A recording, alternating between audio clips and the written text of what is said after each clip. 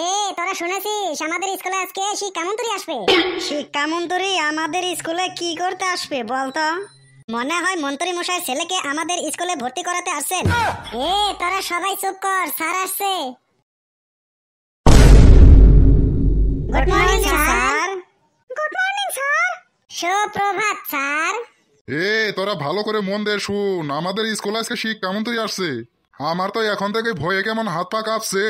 শিক্ষামন্ত্রী এসে তোকে যা যা প্রশ্ন করবে তোরা সঠিকভাবে উত্তর দিবি, বুঝলি তো? আর তোরা যদি ভালোভাবে উত্তর দিতে না পারিস তাহলে কিন্তু আমার চাকরি চলে যাবে। স্যার, মন্ত্রী মশাই যখন আমাদেরকে প্রশ্ন করবে তখন আপনি আমাদেরকে একটু হেল্প করবেন, কারণ স্যার আপনাদের কিন্তু এটা চাকরি থাকা না থাকার কিন্তু ব্যাপার। হ্যাঁ রে হ্যাঁ, আমি যতটুক পারি ততটুক তোকে হেল্প করব। আমার মনে হয় মন্ত্রী মশাই বেন চলে এলো। হ্যাঁ হ্যাঁ, আসুন স্যার আসুন, এটাই আমার স্কুল। আসুন স্যার আসুন। Good morning sir.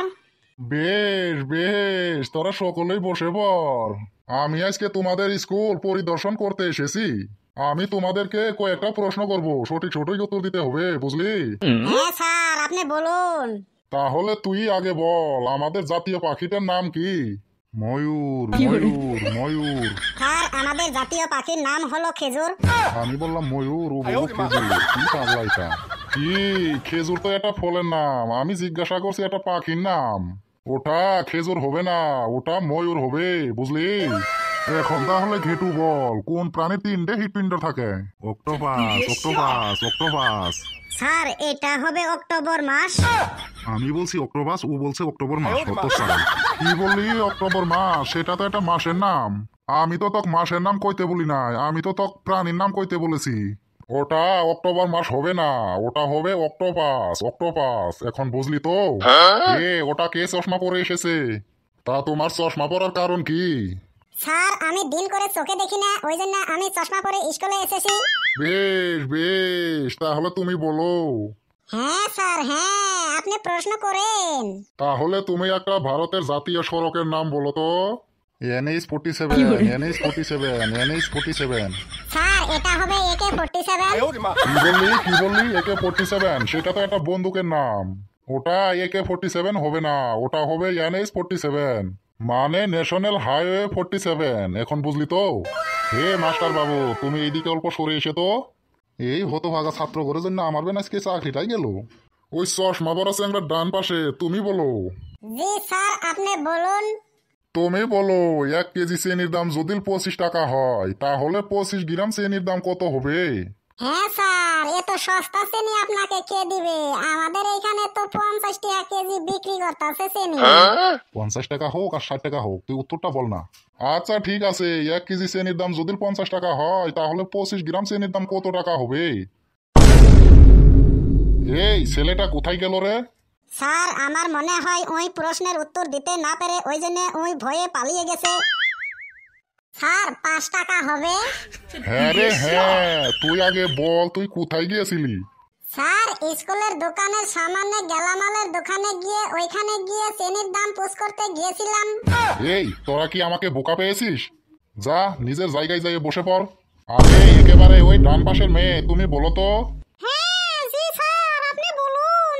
তুমি আমাকে একটা কবিতা বলে শোনাও তো। হবে স্যার, এখনই শোনাচ্ছি আপনাকে। কবিতা কবিতা কবিতা কবিতা কবিতা কবিতা কবিতা কবিতা কবিতা। আরে তুমি কবিতা কবিতা কেন বলছো? তোমাদের ক্লাসের বইয়ের যে কোনো একটা কবিতা বলে আমাদেরকে শোনাও। আচ্ছা ঠিক আছে স্যার, ক্লাসের বই থেকে কবিতা, ক্লাসের বই থেকে কবিতা, ক্লাসের বই থেকে কবিতা, ক্লাসের বই থেকে কবিতা। হ্যাঁ রে হ্যাঁ, তোর আর কবিতা বলতে হবে না, তুই ওইখানেই বস, চুপচাপ করে একদম বসে থাক। স্যার, আমার কবিতাটা হয়েছে তো? হ্যাঁ রে হ্যাঁ, তোর কবিতাটা একবার সেই হয়েছে। মনে হয় তোরে আমি ক্লাসে থেকে বের করে দেই, বুঝলি? এ শোন, তোদের মাঝে কে গল্প বলতে পারে আমাদেরকে বলে শোনা। এই কি হলো, তোরা যে চুপচাপে বসে থাকলি? না তোদের মাঝে কেউ গল্প বলতে পারে না? এই ফেলু, এই তুই তো অনেক সুন্দর করে গল্প বলতে পারিস, তুই তাহলে একটা গল্প বলে শোনা। স্যার, আমাকে বলছেন? হ্যাঁ তুই বলে শোনা, তুই বলে শোনা। হ্যাঁ স্যার, আমি এখনই গল্প বলে আপনাদেরকে শোনাচ্ছি। আমি একদিন এখানে যাচ্ছি, মানে মানে মানে যাচ্ছি যাচ্ছি যাচ্ছি মানে যাচ্ছি। আরে যেতে যেতে তোর ফির কি হলো ওইটা তো বলবি। হ্যাঁ স্যার ঠিক আছে আমি বলছি যাতে যাতে যাতে মানে যাতে মানে গরু আমার গল্প শুরু। হ্যাঁ রে হ্যাঁ, এটা তো বুঝলাম, তারপর কি হলো ওইটা বল। তারপরে আবারও যাচ্ছে মানে যাতে যাতে যাতে মানে যাতে যাতে মানে সাপ আমার গল্প ঠাপ। স্যার এরপরে আরো আমি যাচ্ছে মানে যাতে মানে যাচ্ছে যাচ্ছে মানে যাচ্ছে যায়া দেখি এটা দেশ, এখানে আমার গল্প শেষ। স্যার কেমন লাগলো আমার গল্প স্যার? হ্যাঁ রে হ্যাঁ, তোর গল্প শুনে আমার সেই সুন্দর লাগছে, মনে হয় তোকে পে দিয়ে লাল করে দে, বুঝলি? তুই যে গল্প বললি না, তুই একদম একাডেমি পুরস্কার পাবি, বুঝলি? তুই আর বক বক না করে তুই ওইখানে চুপচাপে বসে থাক, বুঝলি? আচ্ছা, তোমাদের মাঝে আরো কে ভালো ভালো গান জানে আমার একটু বলে শোনাও তো। একটু ভালো করে গান গাইতে পারে? এই ঘিটু, এই তুই তাহলে চুপচাপে বসে আছিস কে? তুই দাঁড়া, তুই গানটা বলে দে। স্যার আমি গান গাইতে জানি না, আমি সব গান ভুলে গেছি। এই তুই রোজ ক্লাসে গান গাস, আমি শোনা পাই, ওঠ তাড়াতাড়ি দাঁড়া। তাহলে গাওয়াই লাগবে গান স্যার। হ্যাঁ রে হ্যাঁ, তোর আজকে গান বলতেই হবে। গান নাকি গাইবো আমি ভুলে গেছি সব, মনে বড় লাগে ভয়, চোখে আসে জল, কেমন করে যে শোনাবো মন্ত্রী মশাইকে গান তা তো আমি জানি না, আমি কিছুই তো জানি না, আমি ভুলে গেছি সব। এ বস বস, তোর আর গান গাইতে হবে না, বুঝলি? বস। কি মাস্টার বাবু, এইগুলি কি পড়াশোনা আপনাদের ছাত্র? স্যার আমি তো স্টুডেন্টদের ভালো করে শিক্ষা দেই। হ্যাঁ ভালো করে শিক্ষা দেশ মানে এইগুলো কি প্রশ্নের উত্তর? এরকম করে পড়াশোনা করালে চলবে না, বুঝলে? তোমার স্কুলে 1 মাস পরে আবারও আমি ইন্টারভিউ নিতে আসবো, বুঝলে? এইবার তো তোমার স্টুডেন্ট সব ফেল করছে, আবারও যখন আসবো ইন্টারভিউ নিতে তখন যদি ফেল করে তাহলে তোমার চাকরি তোকে আমি বরখাস্ত করে দিব, বুঝলে?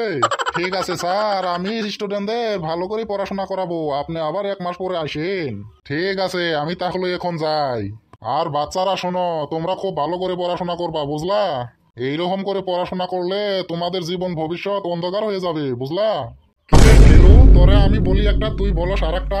তোরা অল্প বাড়িতে মন দিয়ে পড়াশোনা করবি, 1 মাস পরে শিক্ষামন্ত্রী আবারও স্কুলে আসবে, বুঝলি? হ্যাঁ স্যার ঠিক আছে, আমরা বাড়িতে ভালো করে পড়াশোনা করব। আর দর্শক বন্ধুরা, আমাদের ভিডিওটা কেমন হয়েছে আপনারা কমেন্ট বক্সত আপনাদের মতামত জানাবেন, আর ভিডিওটা একটা লাইক করে দিবেন।